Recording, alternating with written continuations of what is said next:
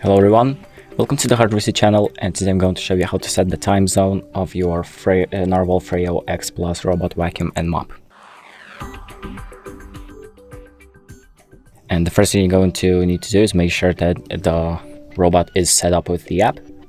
And once you've done that, we're going to open up our robot settings by clicking on Enter the Device homepage and then selecting this gear icon on the top right.